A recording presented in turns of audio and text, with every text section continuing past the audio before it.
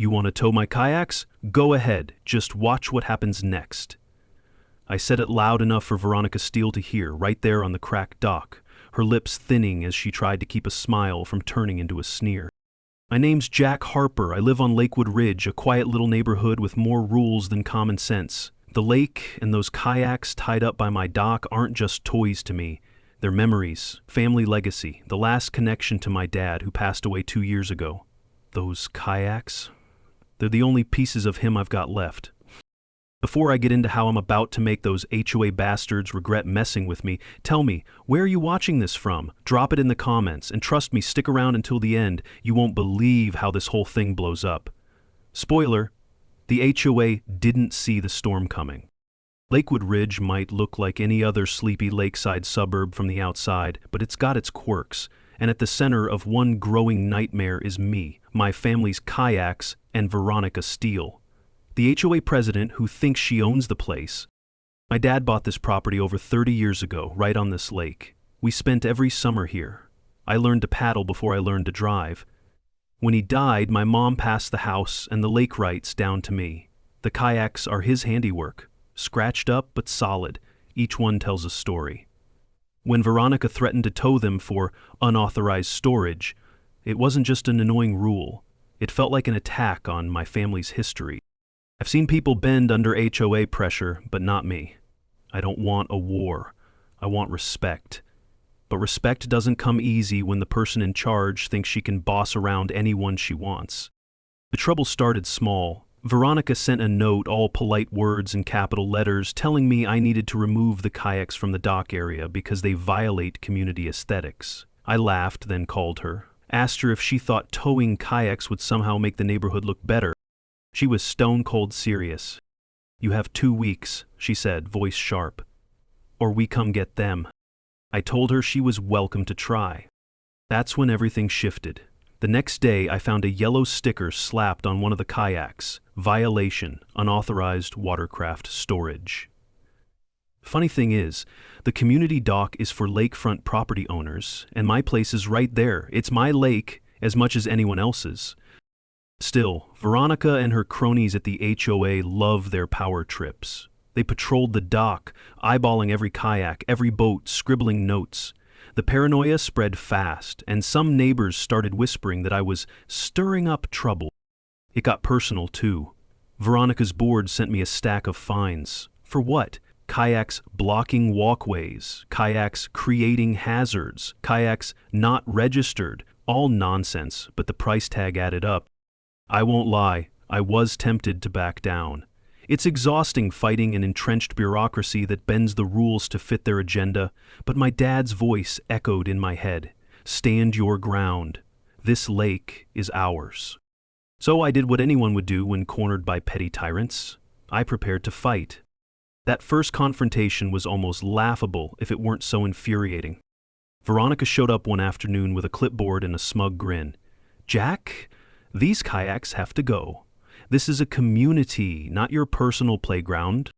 I met her glare with steady eyes. "They're family. You're trying to take away more than just kayaks." She scoffed. "Rules are rules."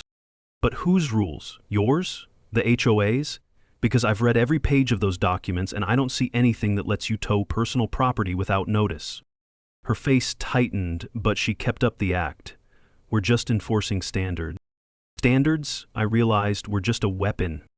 I'm not here to waste your time with HOA jargon or endless meetings. What you need to know is this. Those kayaks mean more than wood and fiberglass to me. They're the last piece of a man who taught me integrity, patience, and how to paddle through rough waters, both literal and figurative.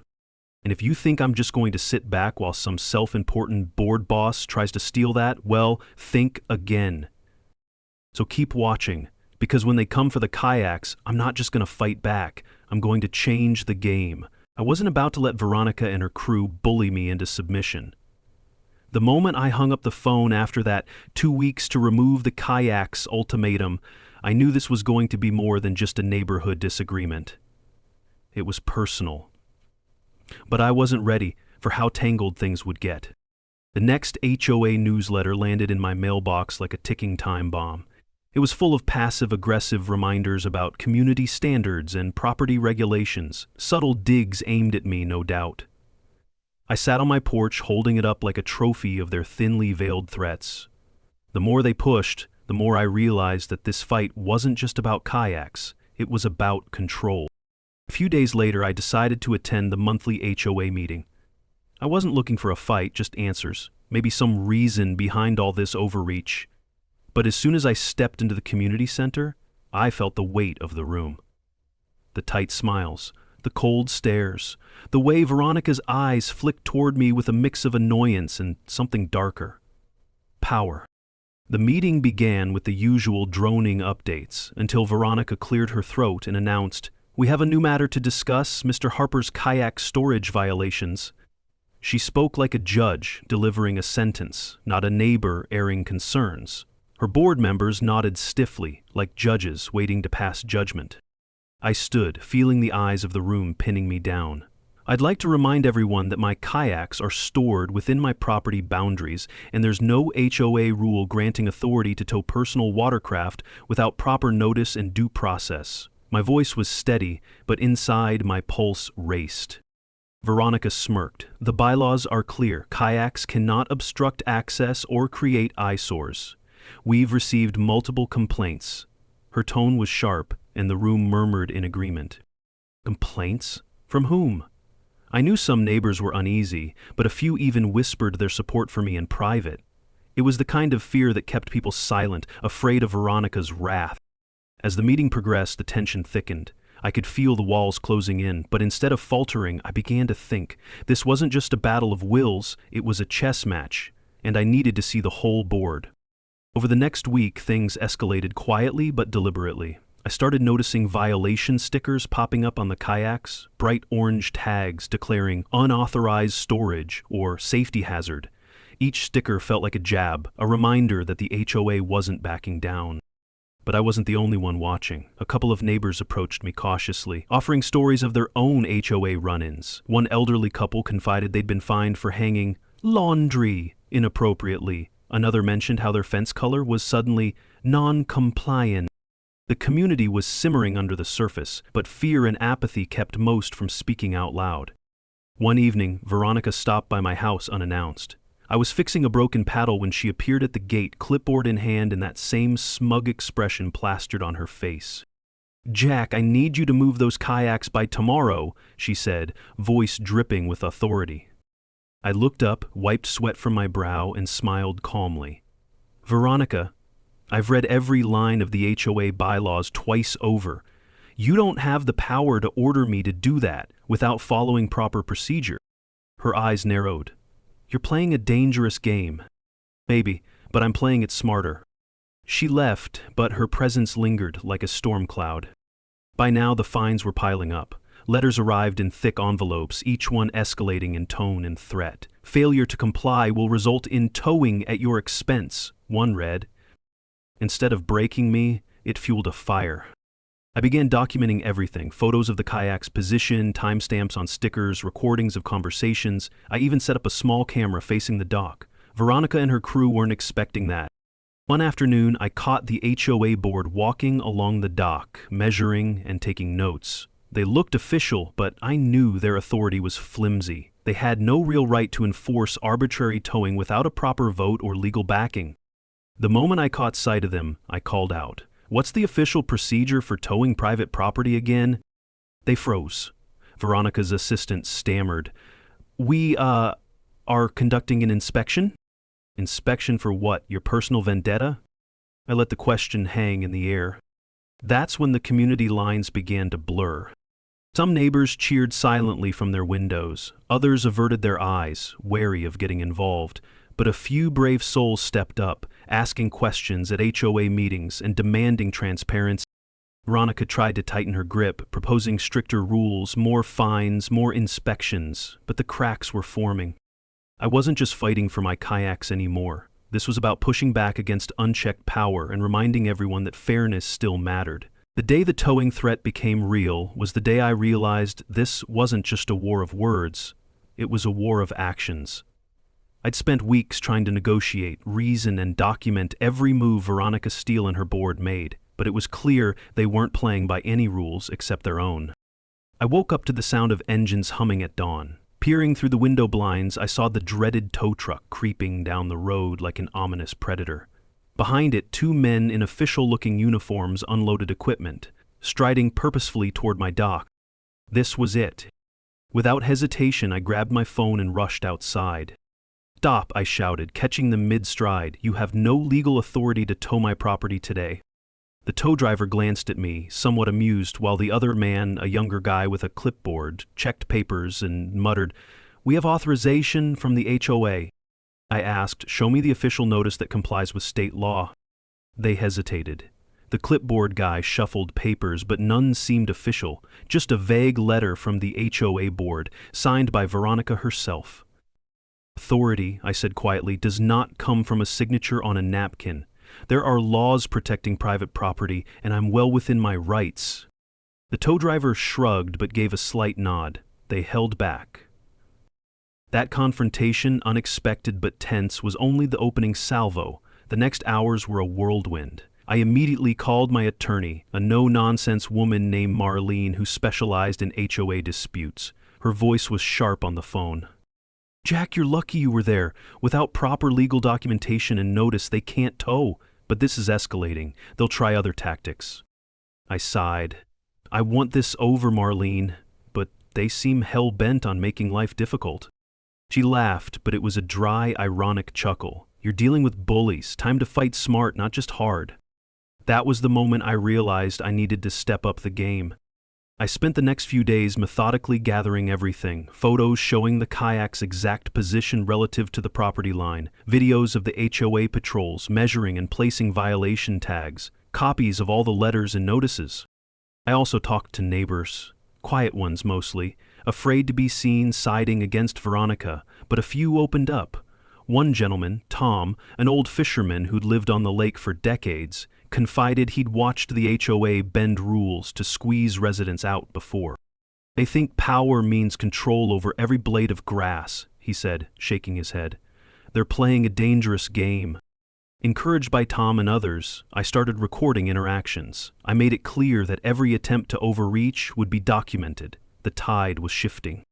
Meanwhile, Veronica's tactics turned nastier. I received a letter accusing me of harassment because I'd questioned the HOA's authority at a board meeting. She claimed my behavior was disruptive and against community harmony. I laughed reading it. "Harmony," she said, "more like tyranny, dressed in nice fonts." The HOA tried to enforce petty new rules too. Kayaks had to be moved 6 feet farther from the dock, no cleaning or maintenance of boats on the property itself, random noise inspections. Every day felt like walking through a minefield. One evening, as I was painting the kayak handles to freshen them up, a car pulled up. It was Veronica, clipboard ready, looking smug. "You know, Jack, sometimes rules are made for the good of the whole, not just individuals," she said. I set down my brush and smiled. "And sometimes, rules are just a mask for personal vendettas." Her face twitched. Maybe she knew I was right. I started seeing the bigger picture. Veronica wasn't just an overzealous board president. She was using the HOA as a weapon to assert power, to make an example of me, hoping others would fall in line. I wasn't going to let that happen. I called Marlene and asked her to draft a letter demanding the HOA provide clear legal authority for towing and fines. I wanted specifics, citations, state statutes, board votes, and recorded meetings. A few days later, I got the reply, a vague, evasive response full of legal jargon but no real substance. That's when I began considering the next step. It came down to a simple question: how do you outsmart people who think they can rewrite the rules overnight? The answer: by knowing the rules better than they do. I immersed myself in the HOA bylaws, the state laws governing property rights, and local municipal codes. I dug through online forums where others shared similar battles. The more I learned, the clearer it became. Veronica and her crew had no real authority to forcibly tow personal property without due process. Their fines were arbitrary, their inspections inconsistent. That knowledge was power. I set up meetings with a few neighbors who had suffered under similar HOA abuses. We formed a small coalition, not just to protect our property, but to hold the HOA accountable. One night, I replayed recordings of a recent HOA meeting where Veronica insisted on towing authority. Her statements contradicted the bylaws and municipal codes. I highlighted the discrepancies and prepared a presentation. At the next HOA meeting, instead of staying quiet, I stood and laid out the facts clearly and calmly. The room went silent. Veronica's usual smugness cracked. "You're not the only one who's read the documents," I said. "We all have rights, and you can't just ignore them." A few neighbors nodded. Others stared, surprised by the boldness. That moment felt like a turning point. But I wasn't done. I started setting up video cameras around the dock and common areas, not to spy but to capture any unlawful HOA actions. One afternoon, I caught 2 board members moving one of my kayaks without permission. I called them out on camera. They stammered, tried to justify it as routine maintenance, but the footage was clear. No official notice, no proper procedure. I sent the video to Marlene, who immediately warned the HOA board that any further illegal action would result in legal consequences. Veronica called me that night. "This isn't over, Jack," she said through gritted teeth. "No, it isn't," I agreed. The battle lines were drawn, but I was no longer the underdog sitting quietly. I was ready for whatever came next, because this wasn't just about kayaks anymore. It was about standing up for fairness, for family legacy, and for a community that deserved better. And if Veronica thought she could break me, she was about to learn how wrong she was. After that tense phone call with Veronica, I knew the battle had turned into a war of wills. She wasn't going to back down, and neither was I. The neighborhood was on edge, and the HOA board meetings started feeling less like community gatherings and more like court trials. Marlene, my lawyer, had taken charge of drafting a formal letter demanding that the HOA justify their actions with clear legal backing. When the reply arrived, it was full of jargon, words that sounded impressive but said very little. No citations, no board votes documented, just vague assertions that they had the authority to maintain community standards. A lot of smoke, no fire. At the next board meeting, I wasn't there just as a homeowner, I was a challenger. The room was packed. I felt the weight of dozens of eyes, some curious, some hostile. Veronica, sitting at the head of the table, was already looking unsettled. I stood and spoke calmly. "I've received your letter, but it doesn't meet the legal requirements for towing personal property. There's no documentation of a community vote authorizing this, no recorded hearing, no official state statute cited. I laid out copies of state laws governing property rights and HOA regulations, every point supported by facts." Whispers spread across the room. Veronica's forced smile faltered. "You're making a mountain out of a molehill," she said sharply. "It's not a molehill when it threatens a family legacy," I shot back, voice steady. "These kayaks belong to my family. They're protected under state law." Several neighbors nodded, some quietly expressing approval. The board was caught off guard.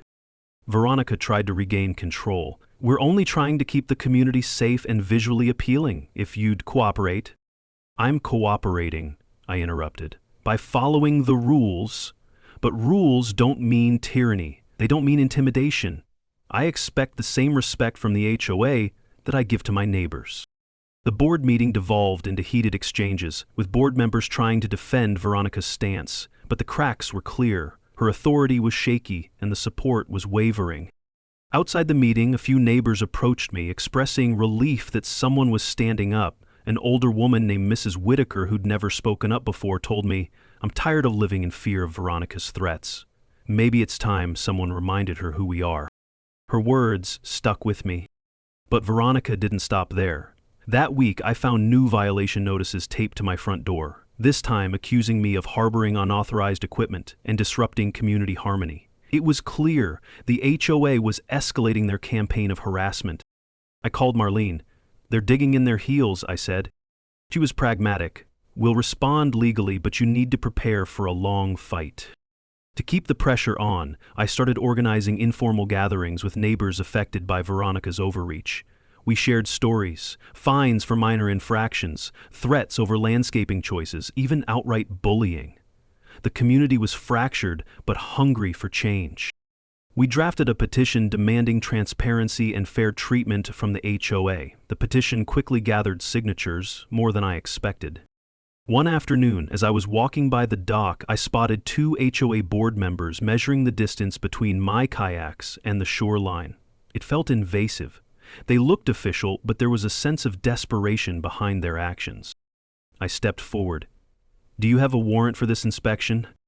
They hesitated.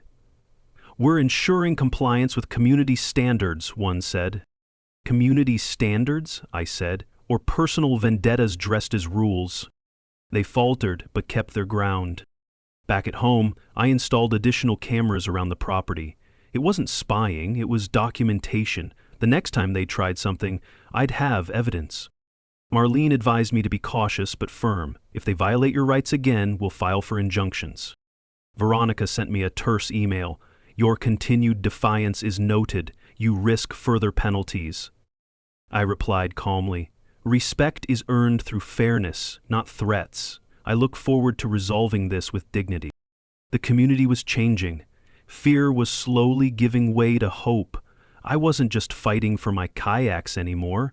I was fighting for every neighbor who felt powerless under an abusive HOA. And as Veronica's grip weakened, I could see the day approaching when fairness would finally win. The petition was more than just a stack of signatures. It was a spark in the neighborhood's quiet unrest. I handed copies to every board member, including Veronica, watching carefully as their faces shifted from smug confidence to wary calculation. At the next HOA meeting, the atmosphere was different. Tension crackled in the air like electricity before a storm. The room was packed. Neighbors who rarely spoke now filled the seats, murmuring support for change. Veronica's smile was tight, her usual commanding tone faltering under the weight of collective eyes. "We need to address the community's concerns," I said, stepping up. "The petition isn't just about my kayaks. It's about fairness, respect, and transparency. These things are not privileges, they are rights." Veronica shot me a cold glance. "This board follows the bylaws strictly." "Strictly or selectively?" I challenged. "The bylaws can't be a weapon to silence or intimidate." A murmur rose from the crowd. Some nodded, others whispered encouragement. The room felt alive, energized by a long-suppressed desire for justice. The meeting shifted into a debate that revealed deep fractures within the board itself. A couple of members who once sided with Veronica now questioned her heavy-handed tactics. They spoke of overreach, lack of communication, and erosion of trust. I seized the moment. We can rebuild this community, but only if the board listens to its people, not just enforces rules for rules' sake. Veronica fought back, her voice rising. "This isn't a popularity contest. I was elected to maintain order." "Order without justice is oppression," I replied. Outside, neighbors talked openly. Some admitted they had been intimidated into silence, fearful of fines or social ostracism. Others shared stories of petty punishments for harmless choices, flower colors, garden gnomes, even bird feeders. One elderly man, who rarely left his porch, approached me quietly. "You've given us hope," he said, voice cracking. "We need a voice." That voice was growing louder. But Veronica wasn't giving up. Behind closed doors, she pushed for new regulations, rules so strict they would have made even the most law-abiding resident tremble. Kayaks could only be stored in locked, fenced enclosures. Dock access was to be rationed. Fines doubled for repeat offenders. The HOA's power play was clear, to squeeze dissenters into submission. I knew this wasn't just about kayaks anymore, it was about who held power and who decided the rules. So I shifted tactics again, quietly working with a local journalist interested in community issues. The story would expose the HOA's bullying, the lack of transparency, and the fear gripping Lakewood Ridge. The journalist's questions were probing, precise. We dug into meeting minutes, cross-referenced fines, and gathered testimony from neighbors. The deeper we went, the clearer it became. Veronica's board was abusing power, running a shadow regime behind a friendly community facade. One afternoon, Veronica called me with a warning. "This is your last chance to comply, Jack. The board is prepared to take legal action." I smiled. Funny, I was just about to file a complaint against the board for harassment. Our conversation ended abruptly. The community was at a tipping point. Some neighbors who had stayed neutral now stepped forward, demanding change. Meetings were flooded with questions, criticisms, and calls for accountability. A faction within the HOA began pushing to challenge Veronica's leadership. Her grip was slipping. Despite the mounting pressure, Veronica tried to rally support by hosting a community appreciation picnic. It was a thin attempt to distract and soften her image, but most saw through it. I attended, not as an adversary, but as a witness. The picnic was awkward, forced smiles and staged conversations. Neighbors lingered in small groups, hesitant to engage with the board. At one point, Veronica approached me, attempting charm. "Let's find common ground, Jack." I looked her in the eye. Ground that respects all neighbors equally. She sighed. "We'll see." As the sun set over the lake that evening, I felt a quiet satisfaction. The fight wasn't over, but the community was waking up. The kayaks, the fines, the rules. They were symbols of something bigger. A fight for dignity, fairness, and a voice. And for the first time in a long while, I felt we might just win. The morning the tow truck rolled in, I knew things were about to get serious. It wasn't just a threat anymore. Veronica was ready to make good on her promises. I was waiting by the dock, my heart pounding, not out of fear but anticipation. When the truck pulled up, the driver stepped out with a clipboard, eyes scanning the kayaks like they were trespassers on enemy ground. Two men in matching uniforms followed, exuding a mechanical professionalism that masked the tension beneath. "Morning," I said, stepping forward. "I assume you have the necessary permits?" The driver nodded but didn't offer proof. I pulled out my phone, ready to record. "I'm going to need to see official documentation compliant with state law." The men exchanged glances, then the younger one reluctantly pulled a worn paper from his clipboard. It was a letter from the HOA, but no state or municipal authorization, the kind of paperwork that looks intimidating but falls apart under scrutiny. I spoke firmly. "This won't stand in court. I suggest you reconsider." The driver shrugged. Orders are orders. The standoff was tense, neighbors gathering at a distance, watching the showdown unfold like a high-stakes drama. Veronica arrived, clipboard in hand, face flushed but determined. "Jack, you're creating unnecessary conflict. Just cooperate." I met her glare with calm defiance. "Cooperation doesn't mean surrender." She snapped back. "You're making this personal." "It's personal because you made it personal." The driver hooked the first kayak to the tow mechanism, but I stepped in, hands raised. "Wait, I'm calling my attorney. No further action until legal counsel arrives." For a moment, the men hesitated. Then, slowly, they released the kayak. The tension broke, but the war was far from over. In the days following, the community's response was electric. I received messages of support from neighbors who had stayed quiet, too fearful to speak. Some shared stories of their own HOA nightmares, fines for a hedge that was too tall, complaints about holiday decorations, or noise complaints that felt more like personal vendettas. One young family sent a heartfelt note saying my fight gave them courage to stand up for their own rights. It was clear I was no longer just protecting my kayaks. I was becoming the voice of resistance. Meanwhile, Veronica doubled down. Notices arrived demanding I remove my kayaks within 24 hours or face towing and escalating fines. But now, I was prepared. With Marlene's guidance, I filed formal objections, challenging each notice's legality. I gathered affidavits from neighbors supporting my claims. Every letter I sent was meticulously crafted, citing laws and demanding proof of authority. The HOA's responses grew more frantic, less coherent. They tried new tactics, sending inspectors to measure dock space without notice, calling neighbors to complain, even spreading rumors that I was disruptive and uncooperative. At one point, I received a call from a local council member, curious about the situation. After hearing my story, she promised to look into HOA regulations and consider reforms to protect homeowners from abuse. That call was a small victory, a reminder that the fight extended beyond my little corner of Lakewood Ridge. One afternoon, I noticed a flyer on my door, an announcement for a community mediation session sponsored by the HOA. It was an attempt to appear conciliatory, but I suspected it was another tactic to undermine my momentum. I prepared carefully, bringing documentation, legal advice, and neighbors who had stepped forward. The session was tense. Veronica tried to charm and intimidate in equal measure, but the room was no longer hers to control. When I spoke, I laid out my case calmly, presenting facts and appealing to fairness. A few board members shifted uncomfortably. The mediation ended without resolution, but the balance of power had shifted. That evening I walked down to the dock, looking over the kayaks gently bobbing in the water. This fight was bigger than property lines and bylaws. It was about standing up to bullies and defending what's right.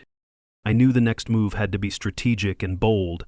The HOA had pushed me this far. Now it was time to take control. After the mediation session dissolved without resolution, I knew I needed a new approach. One that wasn't just reactive but proactive. The HOA had pushed me into a corner, but corners are where the sharpest angles are. I started to study the deeper mechanics of the community, the bylaws, the state laws, and, most importantly, the limits of the HOA's power. Digging through stacks of paperwork, online legal forums, and local government resources, I discovered a key detail. The HOA had no direct authority over the lake itself. The lake was managed by the city under specific water use and environmental regulations separate from the HOA's reach. That meant they couldn't control access to the water or the kayaks without going through proper municipal channels. The idea sparked a new front in this battle. If the HOA wanted to fight over my kayaks, maybe it was time to fight on their turf. I arranged a meeting with a local water management official, an earnest woman named Lisa. I explained the situation, Veronica's attempts to control the docks, the threats to tow my kayaks, and the ongoing power struggles within Lakewood Ridge. Lisa listened intently and then leaned forward. "You have more leverage than you think. The city requires maintenance schedules for the lake, including water level management, environmental protections, and safety inspections." That was it, the perfect opportunity. I submitted a formal request for a maintenance assessment of the lake, citing safety concerns and the need for environmental inspections. It was routine, bureaucratic, but it also meant the city could require a temporary lowering of the water level to inspect docks and infrastructure. The HOA had to be involved, of course, but this process gave me a legitimate foothold. And Veronica caught wind of the request. Her usual smirk faltered. The maintenance could last days, even weeks. Kayaks would be unusable and the docks would be off limits. I could almost hear her plotting, but this time I was the one controlling the board. The week before the scheduled maintenance, the community buzzed with rumors. Some neighbors saw it as a disruption. Others whispered that I was playing a clever game. A few skeptics tried to paint me as a troublemaker, but I had evidence, support, and the law on my side. As the maintenance day arrived, I stood by the lake watching as engineers began lowering the water. The lake slowly drained, revealing the muddy floor and the worn foundations of the docks. The kayaks sat high and dry, untouched. For once, Veronica and her board were powerless. No towing trucks, no fines, no threats could move the kayaks while the water was gone. A crowd gathered, neighbors observing the empty lakebed in silent awe. Some shook their heads at the irony. The kayaks they had tried so hard to seize were now out of reach, preserved by the very process that the HOA couldn't control. Veronica tried to spin the situation during a hastily called HOA meeting. "This maintenance is essential for community safety," she declared, masking her frustration. "We all must cooperate." But cooperation meant little when the kayaks were safe, the lake drained, and the community's mood had shifted. I took the opportunity to host an informal gathering by the dry lakebed. Neighbors shared stories, laughter, and even frustrations. For once, the HOA's heavy hand seemed distant, and community spirit was real. The kayaks, though high above the ground, symbolized something greater: resistance, legacy, and the power of standing up for what's right. As the water slowly returned days later, I felt a quiet victory. The battle wasn't over, but the board had been exposed and restrained. That draining of the lake, once a routine act, had become my greatest strategic move. I sent Veronica a message: "Try towing my kayaks now, I dare you." Her silence was telling. The day the lake was completely drained, the neighborhood looked surreal, empty and exposed in a way it never had been before. The waterline was gone, replaced by the muddy, cracked bed, and the docks stood like skeletons waiting to be restored. My kayak sat high and dry on the dock, untouched, almost statuesque under the sun. Neighbors came down, curious and even amused. Some had never seen the lake like this. It was a strange kind of peace amid the chaos. The very thing Veronica had tried to control, the kayaks, the water, the dock, were now out of her reach. Word spread quickly through Lakewood Ridge. I caught a few neighbors grinning as they walked past, whispering, "That Jack sure knows how to turn the tables." Veronica, however, was anything but pleased. The day after the lake was drained, she called an emergency HOA meeting. The usually confident woman was now sharp-edged, her calm replaced by thinly veiled anger. "We all must cooperate with the maintenance," she insisted, eyes darting around the room. "This is a necessary process for the safety and aesthetics of our community." One board member, nervous and shifting in her seat, whispered, "We underestimated Jack." I sat quietly, watching Veronica try to regain control, but the power had shifted. The neighbors who had once stayed silent now whispered openly, exchanging looks of disbelief at how the mighty HOA president seemed helpless. With the water gone, the kayaks became symbols. They were no longer just boats. They were the defiance of a community member standing up to bullying and abuse. I took the chance to invite neighbors for an informal gathering on the exposed lakebed. We gathered under a bright sky, some bringing lawn chairs, others just standing, sharing stories of their own HOA frustrations. Mrs. Whitaker, the elderly neighbor who had once told me she was afraid to speak, now smiled openly as she recounted a story of being fined for planting wildflowers. Tom, the fisherman, laughed and said, "Well, if the lake can be drained, maybe there's hope for draining the nonsense out of the HOA, too." Laughter rippled around us. For a moment, the HOA's looming presence felt distant, powerless.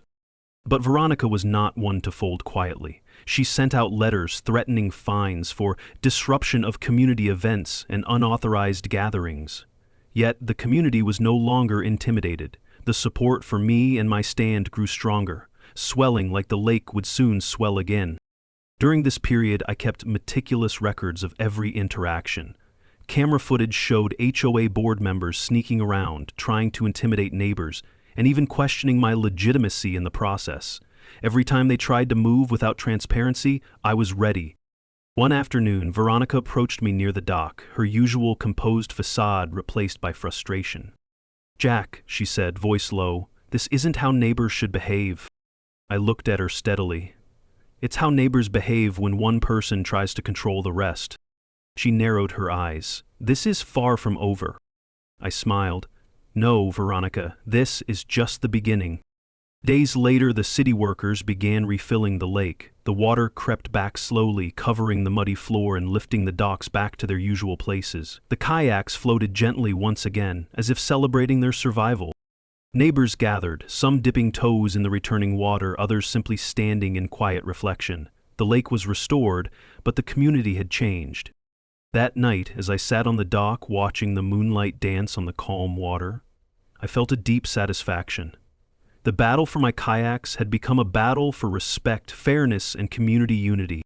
Veronica's grip on Lakewood Ridge was slipping, exposed by her own overreach and the quiet power of people coming together. The lake was more than water. It was a symbol of what could be reclaimed when you refused to back down. With the lake finally refilled, the surface shimmered under the morning sun as if nothing had ever happened. But beneath that calm, the tension in Lakewood Ridge had only intensified. Veronica Steele's reign was cracking, and everyone could feel it. At the next HOA meeting, the atmosphere was electric. The room was packed with neighbors, some newly emboldened, others still cautious but eager to witness the showdown. Veronica sat rigid, clutching her papers, her usual sharp confidence replaced by a thin veneer of control. I took a seat near the front, quietly surveying the room. This wasn't just about kayaks anymore. It was about power, accountability, and community reclaiming its voice. Veronica opened the meeting with a terse report about community standards, but it was clear the board's unity had fractured. A few members who once stood firmly behind her now exchanged nervous glances. One quietly questioned the legality of some recent fines, signaling the shifting tides. When it came time for public comments, I stood. "This community has spoken," I said, voice steady. "The lake maintenance showed that the board's authority has limits. It's time for transparency and fairness, not intimidation." Murmurs of agreement rippled through the room. Veronica's eyes narrowed. "We are following bylaws to maintain order," she countered. "Order doesn't mean oppression," I replied. "You can't silence neighbors with fines and threats." The meeting spiraled into a mix of heated exchanges and quiet reckonings. Some neighbors shared stories of unjust treatment by the HOA, fines for trivial matters, lack of communication, and an atmosphere of fear. The board's defenses grew weaker with each account. One board member, clearly uneasy, whispered to Veronica, "Maybe we should reconsider our approach." But Veronica shook her head, stubborn as ever. Outside the meeting, the energy was palpable. Neighbors gathered on porches and sidewalks, discussing the unfolding drama. The community was waking up. Mrs. Whitaker, the elderly woman who once feared speaking out, told me, "You gave us courage. This is about more than kayaks now. It's about reclaiming our home." Her words felt like fuel. Behind the scenes, Veronica scrambled. Rumors spread of her seeking legal counsel to push back harder, perhaps even looking for ways to dissolve the coalition growing against her. But the community had banded together. We organized a neighborhood association, separate from the HOA, focused on fairness and open dialogue. The kayaks had become a symbol, a rallying point. One afternoon, Veronica approached me privately. "Jack, this has gone far enough. We can find a way to settle." I looked her in the eyes. Settling means respect and fairness, not threats. She sighed, a flicker of vulnerability passing over her face. "This board has made mistakes. Then it's time to fix them." The weeks that followed saw slow but meaningful changes. The HOA began publishing meeting minutes more transparently. Fines were reviewed, and neighbor feedback was solicited. The new neighborhood association held regular forums, giving residents a voice. Veronica remained on the board, but her power was diminished. The community had reclaimed control. That evening, as I stood by the lake, watching the kayaks gently rock on the water, I felt a quiet victory. This fight had tested patience, strategy, and spirit. But in the end, it was the collective voice of a community standing for fairness that prevailed. The kayaks were more than boats. They were a testament to resilience and justice. With the community's momentum steadily growing, Veronica's hold on the board was slipping, but she refused to disappear quietly. Instead, she launched what many called her final gambit, a plan to reclaim control by publicly discrediting me and the coalition I'd helped build. Rumors began to swirl, whispers of complaints against me for disruptive behavior, accusations that I was dividing the neighborhood, even allegations of unauthorized modifications to my property. It was clear Veronica was playing hardball. One afternoon, as I was tending to the kayaks, a neighbor hurried over, breathless. "Jack, Veronica's spreading stories. She says you're trying to sabotage the community." I looked her in the eye and said, "If standing up to bullies is sabotage, then call me the neighborhood's worst troublemaker." Veronica called an emergency meeting, the agenda thin but the intent clear, to discuss community cohesion and the alleged issues I was causing. The room was tense. I noticed several board members who once wavered now sitting stiffly on Veronica's side. The power struggle had shifted but not ended. When it was my turn to speak, I didn't back down. "I stand for transparency and fairness. The only thing dividing this community is fear and silence, which I refuse to accept." Veronica's response was biting. "You disrupt peace and misuse your influence. This board must act." But the community was no longer on her side. Several neighbors stood up, voicing support for me and demanding fair treatment for all. Behind closed doors, Veronica tried to rally allies, but the cracks were too wide. The new neighborhood association had grown strong, holding regular meetings, creating channels for feedback, and fostering a sense of unity. Neighbors who once feared fines or retaliation now spoke openly. Children played near the docks without the constant worry of harassment. The kayaks remained a symbol, not of division, but of resilience. One evening, Veronica confronted me on the dock, her tone less commanding, more desperate. "Jack, this isn't the way. We can find a compromise." I met her gaze evenly. Compromise requires respect. That's been missing. She paused, then muttered, "Maybe I underestimated you." "I'm more than kayaks and fines. This is about community." The final turning point came when the city council stepped in. After months of complaints and documented abuses, they reviewed the HOA's actions and ordered reforms. New guidelines were established, limiting the board's authority and ensuring homeowners' rights were protected. Veronica was asked to step down as president, replaced by a more collaborative leader. At the next community event, the mood was celebratory. Neighbors gathered by the lake, sharing food, stories, and laughter. The kayaks floated peacefully, a quiet reminder of the journey we'd taken. I stood among friends and neighbors, feeling a deep sense of accomplishment. The fight had been long, fraught with setbacks and challenges, but justice had prevailed. Looking back, I realized the true victory wasn't just in saving my kayaks. It was in restoring trust, empowering a community, and proving that standing up to power, no matter how entrenched, can lead to change. Veronica's reign was over, but the spirit of Lakewood Ridge was stronger than ever. The aftermath of Veronica's fall from grace brought a new chapter to Lakewood Ridge, one marked by restoration and reflection. The lake, once drained and contested, was now a symbol of resilience, and the community slowly began to heal. In the weeks after the City Council's intervention, the HOA board underwent a major reshuffle. New faces emerged, individuals genuinely interested in listening rather than commanding. The atmosphere shifted from tense confrontation to cautious collaboration. I spent many evenings walking the docks, chatting with neighbors who once avoided me out of fear. Now they shared stories, small victories, lessons learned, hopes for a fairer future. Mr. Whitaker was one of the first to approach. "Jack," she said softly, "I never imagined I'd see this day. You reminded us that standing up isn't just about fighting, it's about hope." Her words struck a chord. It wasn't just about kayaks anymore. It was about dignity, community, and the courage to speak out. During one community gathering, I found myself reflecting on the journey. It hadn't been easy, navigating legal battles, facing down intimidation, and weathering personal attacks. But each challenge strengthened my resolve. I shared an anecdote with neighbors about my dad teaching me to paddle through rough waters, not to avoid storms, but to learn how to steer through them. The kayaks were more than wood and paint. They were lessons in persistence. The new board organized open forums, inviting feedback and encouraging transparency. Policies were rewritten to prevent future abuses. Neighbors began volunteering to oversee docks, maintenance, and communications. It was a rebirth, a community reclaiming its soul. Veronica's departure was a quiet affair. She moved away shortly after, her presence fading into neighborhood lore. Some whispered about regrets, others about lessons unlearned. But for most, the focus was forward. One afternoon, as I secured my kayak, a young family approached, curious and hopeful.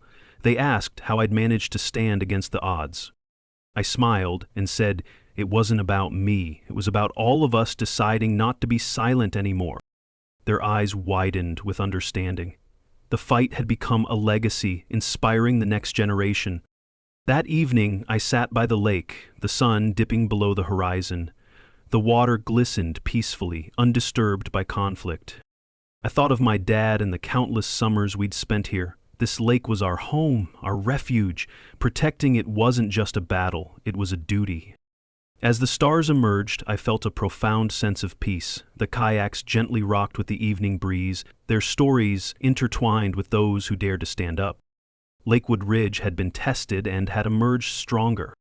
The fight had ended, but its impact would ripple through generations. The sun was just beginning to rise over Lakewood Ridge, casting a warm glow on the water and the docks that had finally become a symbol of unity rather than conflict. After months of battle, the neighborhood was quiet in a way that felt earned, a calm after the storm. I walked down to the dock and ran my hand along the familiar wooden rails. The kayaks, now freshly painted and polished, floated gently, their presence a silent testament to everything that had been fought for and won. Next to the dock, I'd installed a small plaque, simple, unassuming, declaring the area a kayak sanctuary. It was my way of marking this victory, a symbol that the legacy of fairness and respect had been restored. Neighbors gathered, greeting each other with genuine smiles and newfound trust. The community was healing, shifting away from fear and suspicion to connection and cooperation. The new HOA board members were approachable, their meetings open and inclusive. Gone were the days of whispered complaints and quiet intimidation. Mrs. Whitaker approached me, her eyes bright. "Jack, you changed this place, not just for us, but for everyone who will come after." I smiled, feeling a deep sense of satisfaction. It wasn't just me, it was all of us. There was still a soft echo of the past, rumors that Veronica had moved away, unable to bear the community she once controlled slipping through her fingers. Some neighbors joked about seeing her sneaking around, trying to enforce phantom rules, only to be politely escorted away. One evening at a neighborhood barbecue, laughter erupted when a kid pointed at an old "No Kayaks Beyond This Point" sign, now humorously decorated with pink flamingos and flowers. It was a subtle nod, the community's way of saying they'd reclaim their space with a bit of cheeky defiance. I thought back to my dad, how he would have chuckled at the whole saga but been proud of how we stood our ground. The kayaks were more than vessels. They were symbols of family, perseverance, and the power of standing up when it matters most. Before I left the dock that night, I looked out at the water shimmering under the stars. This fight had been about much more than kayaks. It was about respect, fairness, and community, about knowing your rights and having the courage to protect them. And if you're watching this, dealing with your own HOA nightmare, remember, sometimes the strongest moves come not from loud battles, but from patient, strategic action.